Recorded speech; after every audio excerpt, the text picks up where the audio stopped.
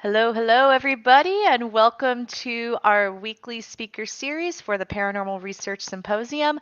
My name is Alex Matsuo, and I am the founder of the Association of Paranormal Study, as well as the symposium chair for this year's event. So I'm really excited about tonight. We have two speakers for the symposium who are honestly like awesome and stellar. When I read their abstracts for the symposium for this year when they were applying. I was really excited for both topics. And yeah, I'm really excited for you to meet them. Now, this is your chance to get to know our speakers and ask them questions. And this is something we're going to be doing every Monday night at 8 p.m. Eastern Standard Time leading up to the symposium, which is going to be happening on Saturday, August 23rd, 2025 in Gettysburg, Pennsylvania. We do have a couple of sponsors for this year's symposium who we are very grateful for, and that includes Ghostly Images of Gettysburg Tours, Gold Dust Publishing, as well as Lauren Haunts. So we got some pretty awesome sponsors for this year. A lot of really incredible people supporting the symposium this year, and we also have a really incredible lineup of speakers. I am very excited for this year's symposium. So let's see. So tonight I have two of our speakers. We have Jon Michael and Randi Bergsma. I hope I pronounced both of those names correctly. So just to give you an idea of who these wonderful people are, so we'll start with Randi. Randi is a writer, artist, and witch whose work focuses on the intersection of women's history and the paranormal. That is a topic near and dear to my heart. And her writing has been published in Haunted Magazine, Witchology Magazine, and The Feminine Macabre, Volumes 6 and 7. She lives in Ontario, Canada, with her cat Widows. I love that name. And you can find her at liminalsister.com or liminal sister, one word, on social media. Now let's talk about Jon Michael. Jon Michael is a scientific skeptic and investigator of paranormal claims known for his analytical, evidence based approach through his project, Jon Michael Has Questions.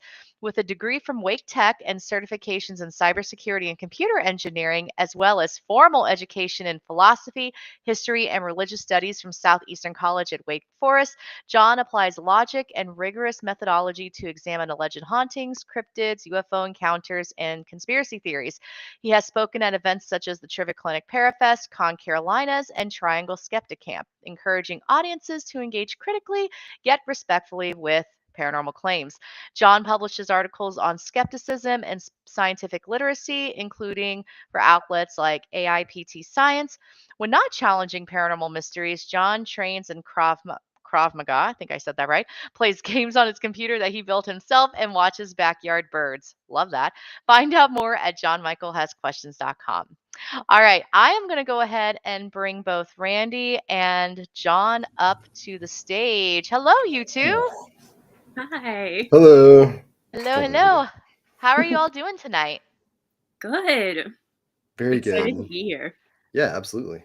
Yeah, I'm excited to have you both. And also for those who are watching and don't know, I literally put the call out for tonight like a few hours ago, and Randi and Jon were like, "Yeah, we'll do it." So, huge kudos to both of them. Huge kudos to both of them for being willing to jump right on in. So before we get started as well, if anybody has questions they would like to ask in the chat, um, go ahead and type in whether you're watching this on YouTube or Facebook. You can type in the chat, let us know where you're watching from. If you have questions for Randi and or Jon, let me know in the chat. That's what we're going to be watching tonight. So this is your chance to submit questions, and also we will show your question up on the screen. So like we have Jim's camera at dawn. Oop, getting used to restream. Jim's camera at dawn. Look who's live. So there you go. So you can have your chance to have your 5 seconds of fame up on here. So yeah, I know it's nifty. This is also my first time using restream, so this could go really well or not so well. We'll find out. Um, spoiler: we haven't been live. No, we are live. We are definitely live right now. Amazing. So. Yeah, welcome to doing a live stream with me. It's a hot mess and a little chaotic, but that's okay. Um, so All right, I'm going to go ahead and ask you both the same question, but then we're going to split off into your specialties, and maybe hopefully at the end we'll find some mergement. Yes, if that's not a word, it is Yes. now. Um, so to start off with, for both of you, can you share the moment or experience that first drew you to the paranormal? I think I probably can. Okay. I remember watching The Craft, the movie, at a sleepover when I was like 8 and sort of realizing that witches existed. And that was basically like that kicked everything off for me for sure. So really from there it was just like straight into like 90s witchcraft and like paranormal spooky stuff and like it's really just been a lifelong thing ever since then. Nice. This is always a hard question for me to answer. And I don't know. Because like as a kid, so I grew up in a very religious home, right? But as a kid, my grandma, even though she was and when I say extremely religious, I mean extremely religious.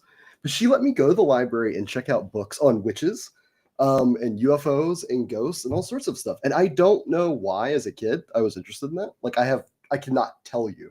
But it's something that I have pretty much been interested in like all my life. And for some reason was encouraged by a very religious grandmother who didn't believe in any of it. So, hey, I guess that's where it started, from the library. Nice. Nice. That's amazing. Yeah. All right. Just going to give a little shout out to Jim, who is watching this from Winston-Salem. North Carolina. Yes, my old stomping grounds. You're good. You're good. Hey, you should be excited about North Carolina. You know, as one can be excited. This one I'm super excited about. Jenny is saying hi from Ireland. So we are Ireland. transcontinental, everybody. That's Yep. awesome. Yep. Yep. And then we got a couple of other comments from Chris Carruthers. Hey, Chris. Actually, John, you have a personal shout out for this Yeah, I one. appreciate that. What's up, Chris? Yeah. Yeah, you met you at Yeah. ConCarolinas. Awesome. Cool. Yeah. So nice. No, those it's interesting, John, because I have a very similar upbringing, very super religious household with my mother, but my grandma was the one who was like letting me check out all the spooky books and keep them in her room. So That's awesome. you know, grandma's for the Yeah, win, man. absolutely. Grandma's for the win. Got a little comment from Steve coming in from Tennessee. Oh, okay. Steve, I'm going to go ahead and table your question for now. So, because I love it and I definitely want to save it. And we have Rochelle saying, this is awesome. It's good. Rochelle's good people. All right. Perfect. So, let's see. I got one more for both of you, and then we're going to dive into, different questions for both of your specialties and areas of expertise. How would you describe your current approach to paranormal research or storytelling in one word, and why?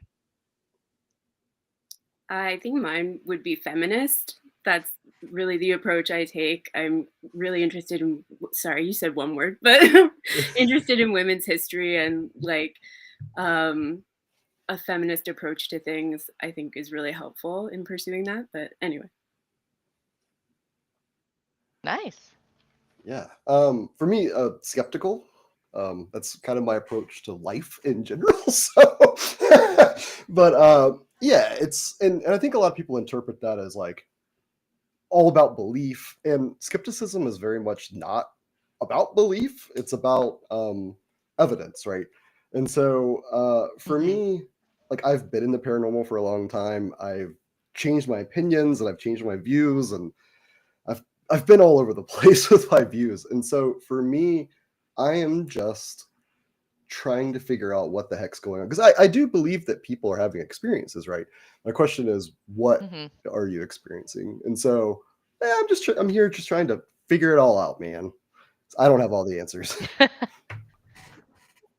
Who Right. does really? Who does? Yep. And Glenn from Raleigh Raleigh, checking even in. better. Yep. That's definitely my old stomping Yep. grounds too. Nice, nice. All right. So now we're gonna branch off into more individual questions. And Randi, I'm gonna start with you. So can you briefly talk about your topic, your presentation for the symposium?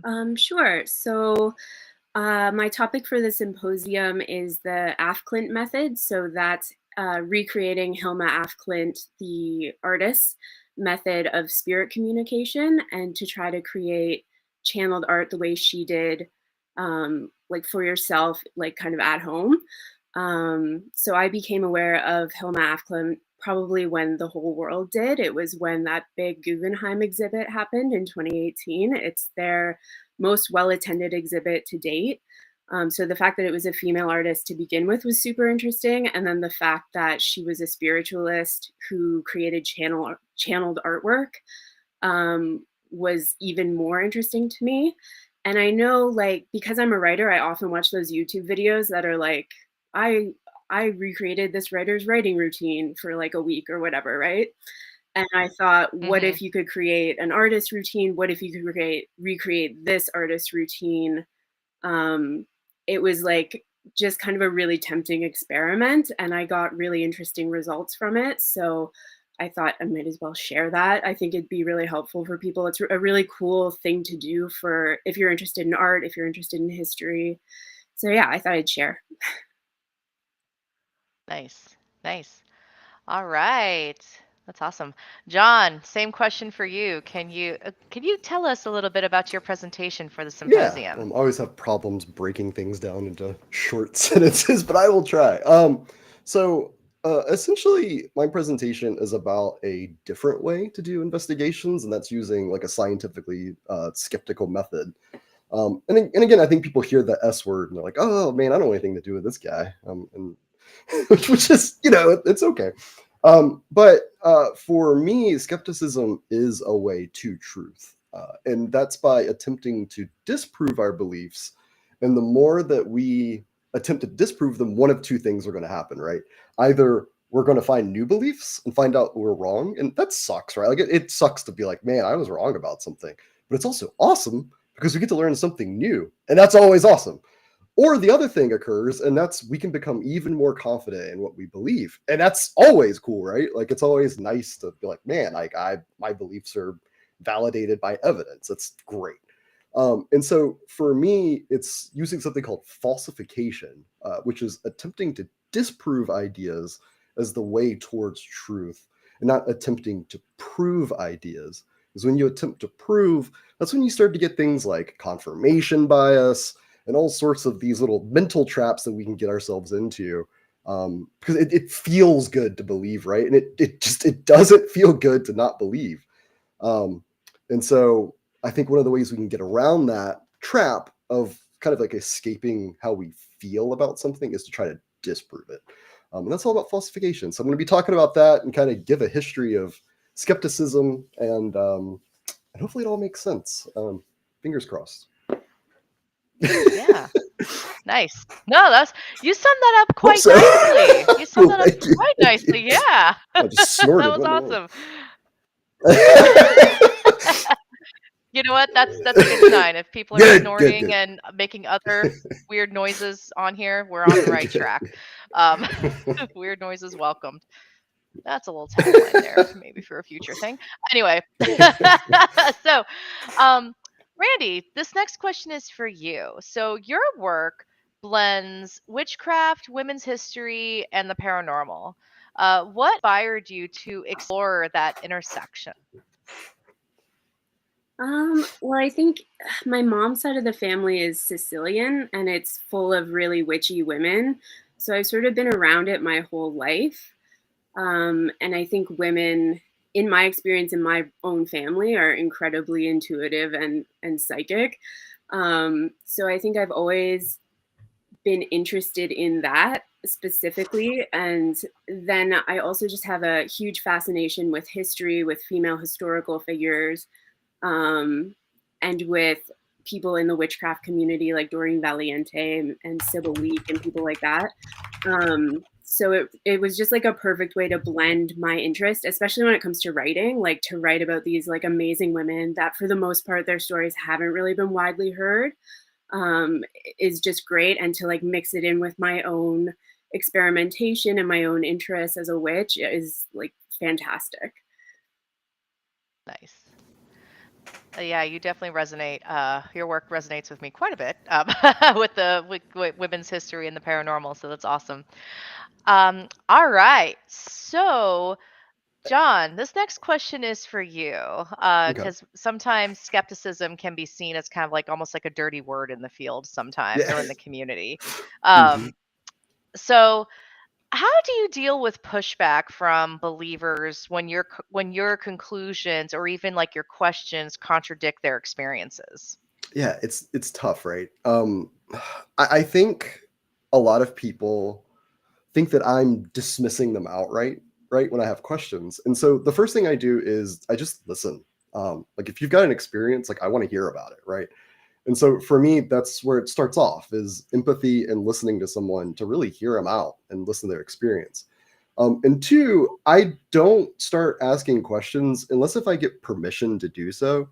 What I mean by that is if you tell me about an experience and you don't say like, "Hey, what do you think of that?" or anything else, I'm not going to ask questions because it's not my place, right? Like you told me a cool story and I love the story, and you told me like an experience that you had, and if you're interested in exploring more, I feel like you'll ask. Now, sometimes I may be like, well, "Do you mind if I ask a question?" But I try to stay cognizant of that. People have had experiences, and it's important to them, right? It's like it's part of their identity. It's a lot of times there's a lot of emotional weight attached to experiences as well, and so I don't want to be the guy that walks up and just hits people over the head like ghosts aren't real. Like I just that's not me. But I really want to listen and hear people out and just have empathy for other people and hear their experiences. People have some really cool stories and some really cool experiences they've had. Yeah.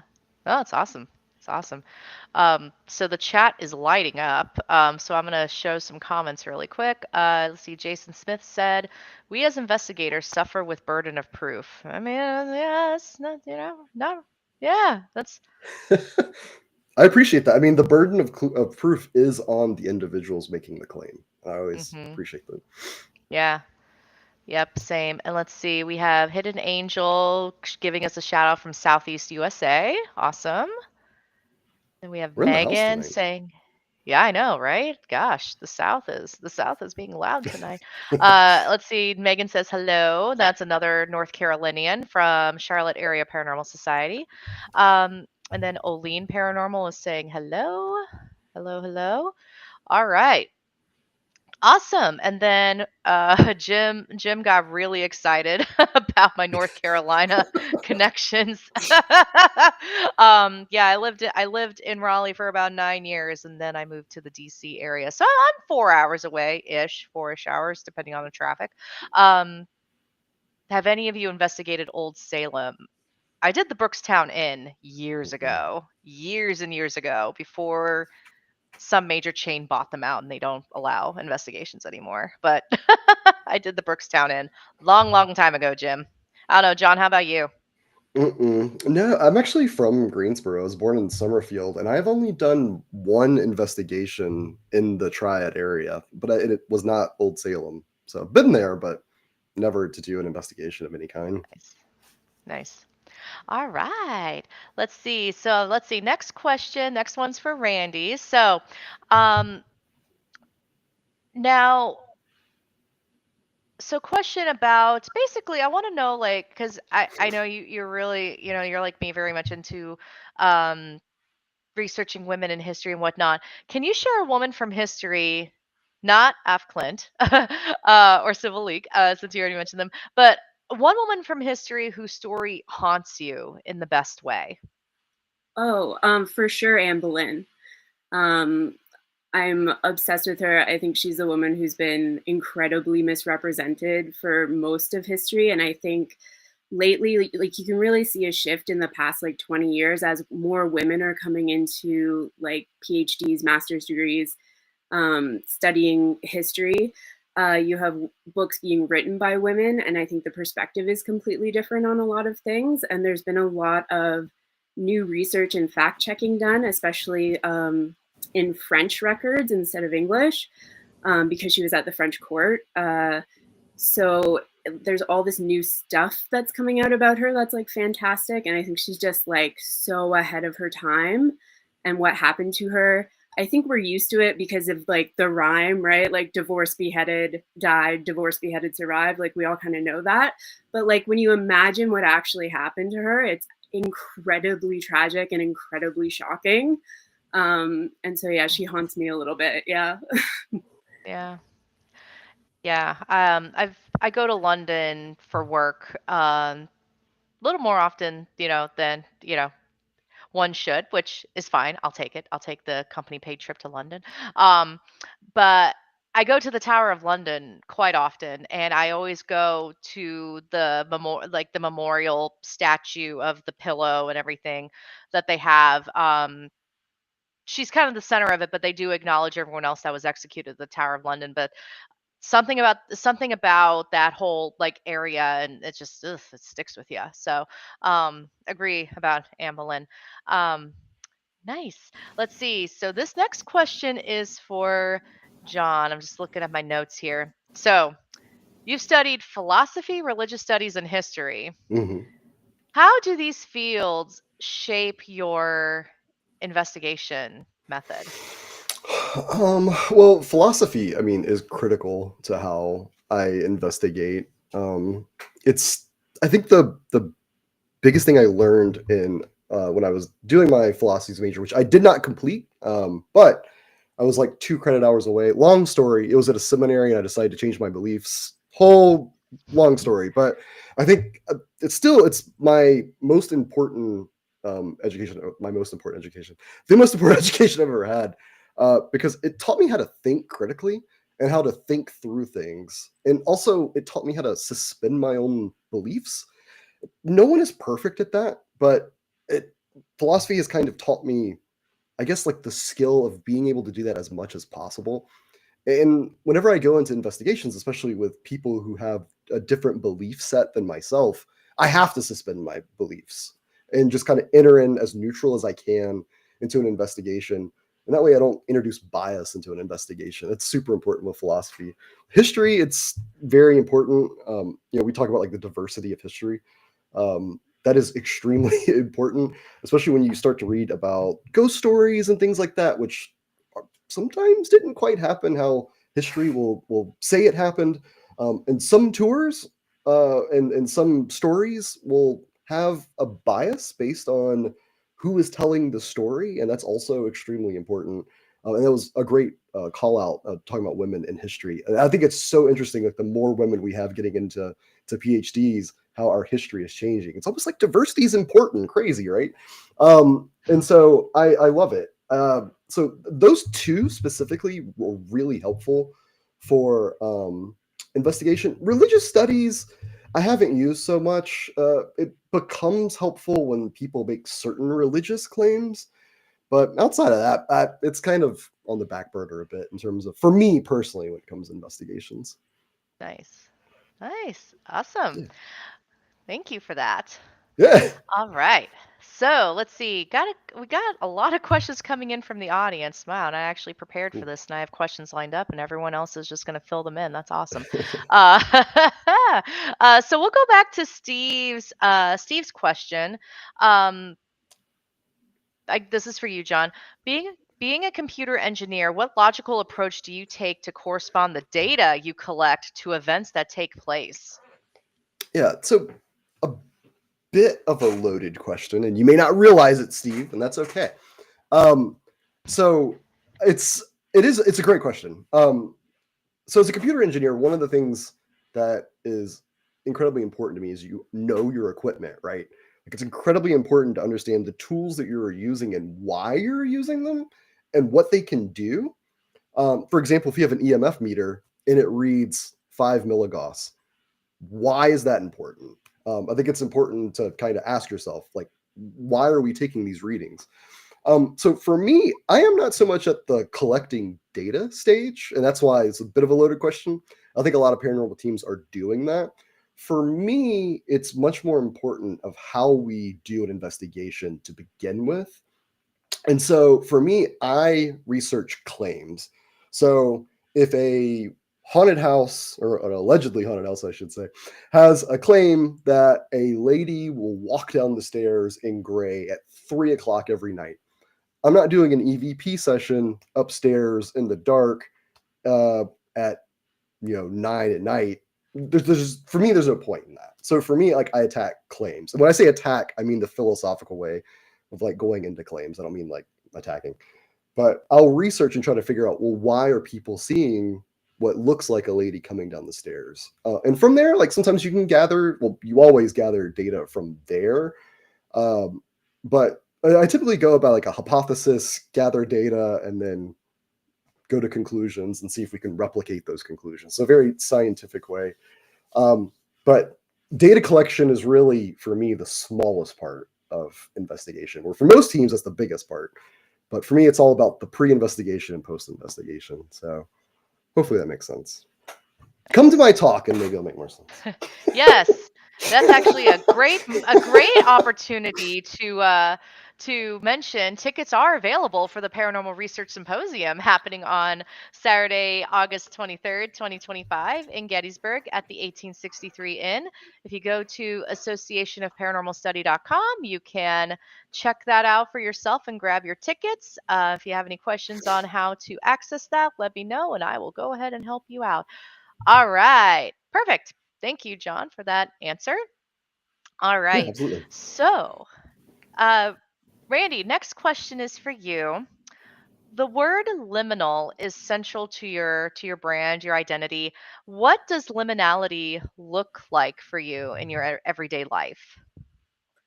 I think it's just that space in between. So you can find that like so often in your day-to-day life. Like every threshold you cross is a liminal space. Like the drive from your house to work is a liminal space. Um, Even like stages of life, like pregnancy is a liminal space. Like there's just all these like everyday contexts to it. It's not just like a weird like dream or like some kind of trance state or something like that. Like there's very like practical moments that you can sort of incorporate into your day. Also just like stages of life, things that happen, like being between jobs, like that week between Christmas and New Year's. Like we all kind of know what that liminality feels like in a practical way.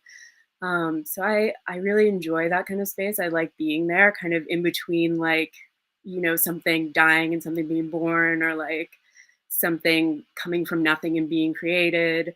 But it's like such a fun energy to tap into, especially if you do like channeling or any kind of like spirit work. It's like a very interesting and important part of the day. Oh, that's awesome. Nice. All right. So I'm gonna go into another question from the group. This is, I would say, Craig's question is, I want to say fun, but it also could be quite serious. Hey, San Diegan, former San Diegan here. I believe in the paranormal, but I have an issue in believing that you can see clothing on ghosts. Love to hear both of y'all's thoughts on that.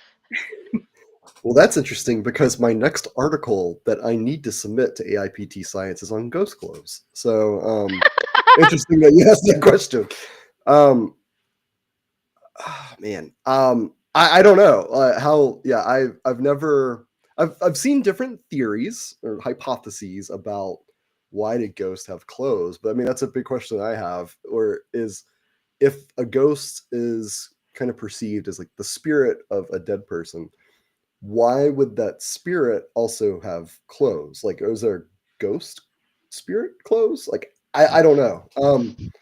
And I've heard different things about like why that is. Like maybe the spirit is able to kind of like manifest like clothes as they were in life. And my question is always like, how is that possible? But I think it's Manifest a Louis really Vuitton. right. I would wear something fancy. I think it has a more interesting question that comes out of this is, what does it say about us as the observer when we see these experiences and they're wearing clothes as we would perceive them in the time with which they allegedly lived. And I think that says a lot about us as observers. And I think it's some really interesting questions there that I won't go down because I'm sure we have not a lot of time, but interesting questions. What's really interesting about that, exactly what you said, it's that the Victorians, for example, always used to see Tudor era ghosts, so like Henry VIII and Boleyn, and then we often see Victorian ghosts. And then of course there's that meme of like, how come you don't see a ghost that's like, it's Britney? Like, and I wonder if like a few like decades from now they'll be seeing like Y2K ghosts. Like, I don't know, but it does seem to be a thing in the culture. It's really interesting. Yeah, no, that's definitely something to think about, which it's also quite alarming too. It's it's like, yeah, why don't we hear a ghost saying it's Britney? I don't know what Facebook and YouTube's things are with cussing, so good call on being on the safer side. Let's see. Jenny's question actually kind of touches on what I was gonna ask. Uh, for actually to both of you. So, is there a time on investigation that made you think, "Oh my God, this is mind blowing," and even though skepticism is healthy, but that one time that just got you? Whoever wants to go first. Yeah, so for me, in terms of like ghosts are real, no, there hasn't been a time for me. I will say there are two situations where I can think of. One was the Mordecai house when we investigated there, not because I said, wow, like I don't know how to explain that, but when we did find the explanation for it, it was like, wow, that's crazy. We thought we heard like what sounded like a choir in the chapel. Come to find out, we tried to replicate it, we just kept failing. And then as soon as one guy, Nick Windling, who was investigator at the time, parked kind of like at a stoplight really far away. It was really far away from the chapel for some reason. Oh, and he was driving around with Gregorian chants in his car, trying to replicate the chanting. Parked really far away. The sound traveled perfectly into the chapel. Don't know why. Couldn't hear it right next to the chapel, but when it was like half a mile away, you could hear it. Bizarre. That's Two, cool. yeah. It was just like, what in the Actually, world? really cool. Yeah, because I was about to give up. I was like, well, I guess that's not it. But yeah, it turns out it was. The second, which is interesting, and I will not say it was a ghost, but I don't have a readily explanation for it because I think it's okay to not know what happened, right? Normalize not knowing, I say. But we were in some prison. I have just too many prisons in my life that I've investigated. I don't remember which one it was. I think maybe West Virginia, and looked like an orb kind of going across. Like we basically like looked up and it looked like this kind of ball of light moving. And I hate orbs. Like it's just I've hated orbs since I got into paranormal. Like even when everyone believed in them, I just orbs are silly. Sorry for anyone that believes in orbs. I shouldn't just throw them off like that. But yeah, but it looked like this like ball of light like crossing over like a liminal space, right? Like it was crossing over a door at a prison. If I had to like take a stab at what I think it may be, so it was thundering lightning at the time, and it was near a window. And there are reports of ball lightning occurring near windows, sometimes even going through windows into buildings. But I think like if I had to say like if you had to take a guess, that's probably what I would guess. But if I'm honest, I don't know what it was. But it was interesting, and there was multiple people who saw my lights just changed. There were multiple people who saw that as well. So super interesting. Nice. Randy? I was at an investigation at Mansfield Reformatory, or I guess Ohio State Reformatory, it's called sometimes. And I definitely had the experience of having like my sleeve tugged, and that's a thing that could 100% be debunked. I know like it didn't seem like anything had happened. My arm wasn't near anything. So that was interesting, and just the feel of that place in general is like it makes you believe that like even if ghosts don't exist, like people's presences linger in the walls and stuff. Like it's so creepy. And I remember walking around in the cell block and just being like, this is not good. Like there's something here. But so that definitely made me believe that like buildings hold like energy of some kind for sure. Nice. Hmm. Got to give Mike Castro a shout out for this comment about orbs radioactive dust. Sure hope not. Yeah, that'd be bad. That'd be bad. Orbs of Celia. Hey, at least you're getting some support. You're getting some support.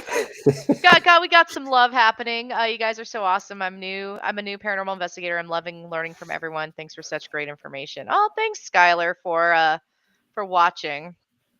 Let's see. And then we got Megan. Next investigation asking, do you change clothes? I mean, if I could choose my ghost outfit, I mean, I'm probably gonna put on like maybe some Louis Vuitton, maybe some cashmere. Yeah, I'm gonna wear some weird stuff. I don't know what, but it's if I can design my own clothes as a ghost, it's gonna be wild. I remember this came up. Penn and Teller did a segment on ghost hunting, on their show Mm. BS. The Mhm. full look up the full name, y'all. Mhm. Gonna try to be nice to the terms and conditions of these platforms. But when they were talking about it, they had all these people dancing in the nude in the background about like basically how the whole premise of ghost clothes is BS. And I was just like, wow, this is a bold choice, but it was funny. Um, Gosh, it was good times, good times. Hmm. Um, Nice. Yeah, so if anyone else has comments or questions, feel free to post them in the chat. We got about 10-ish more minutes left. This just flew by.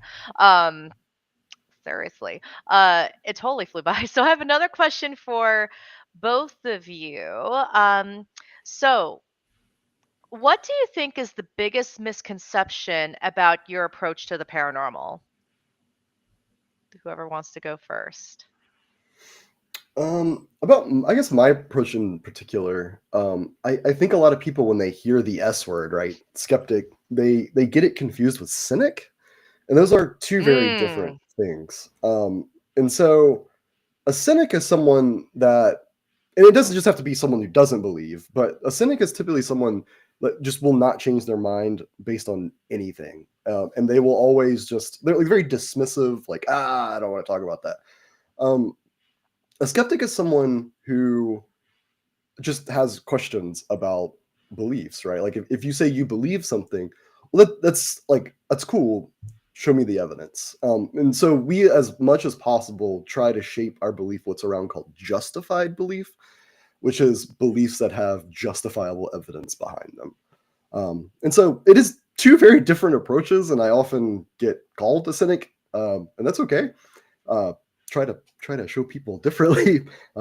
But yeah, I think that would be the biggest thing. And also in the opposite direction, so skepticism is like a philosophical standpoint, and so sometimes I'll see people in the paranormal world say, "Well, I'm skeptical and a believer." Um, and I don't want to like make fun of anybody. I think you should be skeptical. Like that's my thing, right? Like I want people to be more skeptical about the world around them and ask questions. For me, that's the most important thing. Um, and I'm not trying to gatekeep either. Like I'm not that guy who's like, you can't label yourself something.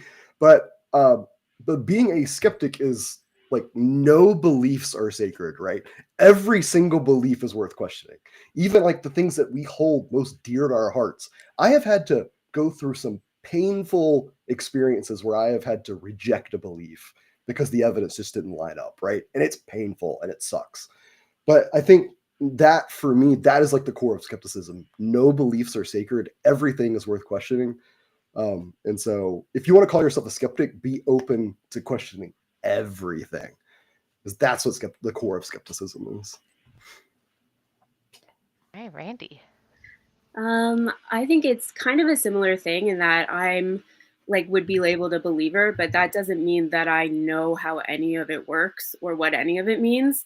And so I think the idea that if you believe in this stuff or you practice this stuff, that you're kind of blind to other possibilities. And that's just not the case. I like to remain open-minded to different points of view, different people's experiences. I also think that many of the experiences I have, like especially with channeling or Psychic abilities of any kind are often a skill that can be developed, not something you're just born with. But yeah, for sure, I might believe in ghosts, but I don't know what a ghost is.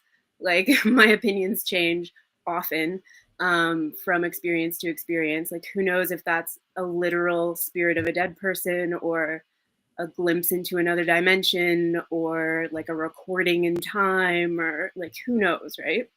So I think it's important to stay open-minded for sure. Nice. All right. Nice answers there. Okay, awesome. Let's see, everyone, I'm going to go ahead and post last call for questions. So if you all have any more questions for Randi or Jon, this is the time to be posting them. Let's see. So next question, and this is once again for both of you. You're both on, I don't want to say opposite ends of the spectrum, because I think there's more in common between, between everyone here than, what labels can identify. Mhm. Mhm. How do you think respectful dialogue between like skeptics and spiritual practitioners can help move the field forward? Yeah, I think it's a great question. So I think that's the key word is respect. Sometimes us skeptics aren't the best at that, but I try, I try. But no, I mean, I think that's the key, right? Like, I don't, and I agree with how you put it, Alex, and I love it. I don't think we're necessarily on opposite ends of the spectrum. I think they're different spectrums, and I think they both can have a benefit towards the paranormal. We do need people who have ideas to push the field forward. Where's like what's step one in science, right? To form a hypothesis. Well, you have to have some kind of belief in order to form the hypothesis in order to be able to test. And so we do need believers coming up with great hypotheses, asking great questions, and getting out there and getting dirty and doing investigations in order to push the field forward. We need skeptics to basically, again, I don't want to offend anybody, but to kind of teach others how to do better investigations and try to solve mysteries instead of just asking questions kind of in the dark, which nothing necessarily wrong with that, but it's just if you're actually wanting to try to solve a mystery, that is very much different from having an experience. Those are two separate goals, right? And so I think that we really need people to ask really good questions, and we also need people to show people how to solve mysteries and do proper investigations. So I think we would work together great. Nice. Yeah, I think it's important to like understand that I think all of it's a gray area. I think when you start going and looking for like a black and a white point of view, it's not productive. Especially like all of this stuff has yet to be proven. It's all like, even if it can be scientifically proven, we're years out from that probably. Like, I think it's just important to maintain like an open-mindedness and like, yeah, just respect other people's points of view. And I don't understand the like defensive-ness. Like, if someone comes up to me and says, I don't believe anything you say, like my reaction would probably be like, cool, like good for you. So I don't understand the need for like people to prove their points of view, especially when it can't really be proven. Like, so yeah, I think just respect and open-mindedness is a great thing to have. If I can jump in, I think a lot of that, at least from a skeptical perspective, a lot of that comes from identity. Like a lot of people, like skeptics, like that's their identity. Or like I'm a skeptic, and so if somebody else has a different viewpoint, that's a threat to me because of my identity. And that's where a belief in skepticism turns into an identity. And it gets really difficult sometimes, like having conversations with people when we're so just emotionally bound to our belief system. And skeptics can be guilty of that also. So yeah, I 100% agree with everything you said. Yeah. Getting some love in the comments. Mike, and Mike is actually from one of our sponsors, Ghosted Magazine. This has been great. I'm open to believing there are ghosts as soon as I get over being skeptical. Love that. This is awesome. Cool. Let's see. Got one more question, from an audience question. Jenny wants to know if there was one location that you could investigate, where would it be? I know. I would love to investigate the Hemingway house in Key West with the six-toed cats that are everywhere. I want to go in there and investigate. I don't know that it's haunted, but I just have like a feeling about it. I think it would be fun. Nice. Yeah. See, like my answer isn't because I think a place is haunted or I think it's a cool story that I want to investigate. I just want to be able to get in there. And that would probably be like Area 51, just because I'm super curious about what's going on in there. So yeah, that would be where I would probably investigate. Oh my gosh. Yeah. Yeah. So similar answer, John. Mine is the White House. That was my number two. Yep. Yeah. Yeah. Well, and there's so many rich ghost stories in the DC area too, but and a lot of them center around Abe Lincoln. I mean, Yeah, if ghosts are real and whatnot, I mean, Abe Lincoln is living his best afterlife because he he is is. all over the place. He is all over the place. Including seeing Winston Churchill in his birthday suit. Probably one of my favorite stories. It's one of my Wow. favorite stories. Winston Churchill was he was staying at the White House, and he had gotten out of the bathtub, so he was in his birthday suit, and I believe he was in what was known as the Lincoln Room, and it's reported that Churchill saw Lincoln standing by the fireplace with his arm, I believe, on the ledge, and he said, "Good evening, Mr. President. You seem to have me at a disadvantage." And Lincoln Wow. apparently smiled and disappeared. So that's the ghost story of that. So Wow. um, so it's fun. Let's see. Jim says, John, Area 51. Let's go. I will drive. Deal. Deal. And then Jenny's was the Vatican. So Mm. Mm. that's Oh got, I yeah. mean, Catholicism, this may offend some people, but Catholicism is a form of witchcraft. Like I'm sorry, there's so much ritual behind it. It's also theater. So it's there's so much with that. So you got some love from Johnny. Uh, thank you, Randy and John, for your time. Yeah. All right. We are coming to that end of our time this evening. So before I let you all go for the night, where can people find you? Where can they learn more about you? And yeah, all that good stuff. And Randy, we'll start with you.